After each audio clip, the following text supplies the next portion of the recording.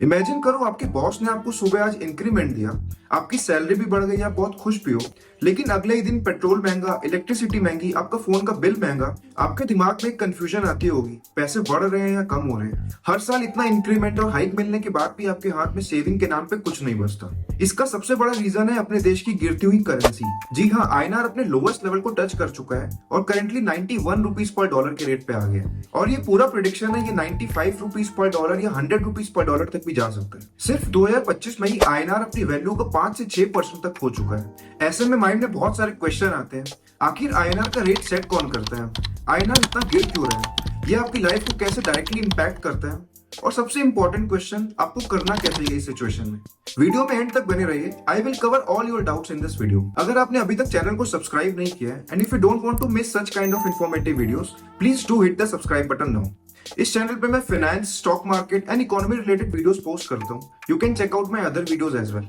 चलिए वीडियो में आगे बढ़ते हैं और समझते हैं कि आईएनआर की वैल्यू सेट कौन करता है। आईएनआर की value simple supply and demand के कॉन्सेप्ट पे चलती है। डिमांड ज्यादा होगी तो प्राइस बढ़ेगा, डिमांड कम होगी तो प्राइस गिरेगा, which is similar to any other product. INR एक फिएट करेंसी है जिसकी डिमांड और सप्लाई हम किसी और देश की करेंसी की कॉन्टेक्स्ट में देखते हैं। ग्लोबली बहुत सारी करेंसीज एग्जिस्ट करती हैं, जैसे US dollar, euro, yen, pound, but हम आईएनआर की डिमांड और सप्लाई यूएस डॉलर की कॉन्टेक्स्ट में देखते हैं। ग्लोबली जितने भी ट्रेड होते हैं उसका 60 to 65% ट्रेड यूएस डॉलर में ही होता है। इसीलिए हर देश की करेंसी यूएस डॉलर से कंपेयर होती है। इसका मतलब है दुनिया को डॉलर चाहिए और डॉलर की डिमांड यूजुअली हाई रहती है। जब एक तरफ डॉलर की डिमांड बढ़ रही होती है और आईएनआर की डिमांड कम होती है तो आईएनआर पर नेचुरली प्रेशर आता है और यहीं से इंडिया की स्ट्रक्चरल प्रॉब्लम सामने आती है। Now I will cover few reasons which shows कि आईएनआर आगे भी क्यों गिरता रहेगा। इंडिया एक नेट इंपोर्टर कंट्री है।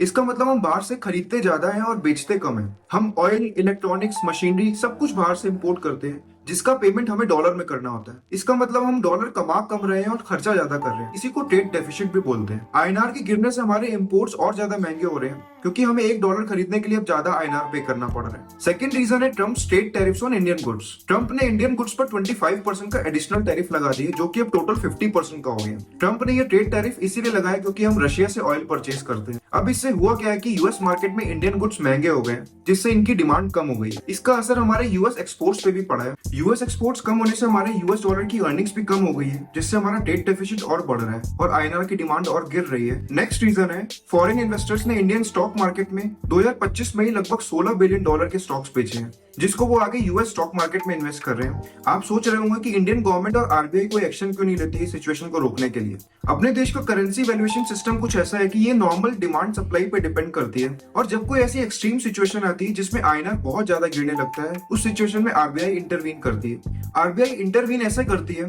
किसी भी एक्सट्रीम सिचुएशन में जब आईएनआर बहुत ज्यादा गिरता है तो आरबीआई डॉलर सेल करके आईएनआर परचेज करना स्टार्ट करती है जिससे आईएनआर की आर्टिफिशियल डिमांड क्रिएट होती है और आईएनआर का प्राइस बढ़ने लगता है। इस तरीके से आरबीआई करेंसी रेट को बैलेंस करती है। 2025 में आरबीआई ने इतना ज्यादा इंटरवीन नहीं किया क्योंकि हमारे डॉलर रिजर्व ऑलरेडी खाली हो रहे हैं due to tariffs, import bill, trade deficit. इसी वजह से आईएनआर 2025 में 6% तक गिर गया और एशिया की वर्स्ट परफॉर्मिंग करेंसी बन गया। यूएस एक्सपोर्ट्स कम होने से हमारे यूएस डॉलर की अर्निंग और कम हो गई है। इंपोर्टेड गुड्स और ज्यादा एक्सपेंसिव होंगे क्योंकि हम ऑयल, एनर्जी सब कुछ इंपोर्ट करते हैं। इंडिया में इन्फ्लेशन और ज्यादा बढ़ेगा, चीजें और ज्यादा महंगी होंगी। जितने भी एनआरआई या फॉरेन इन्वेस्टर्स हैं उनके लिए इंडिया में इन्वेस्ट करना बहुत सस्ता होगा। Now the last and very important question comes, what you should do in this situation. You should invest in very high quality assets. Don't put lot of money in fixed deposit.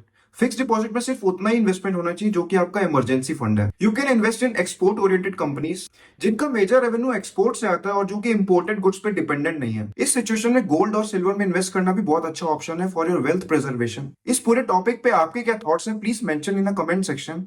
And if you don't want to miss such kind of informative videos, please do like, share and subscribe to my channel.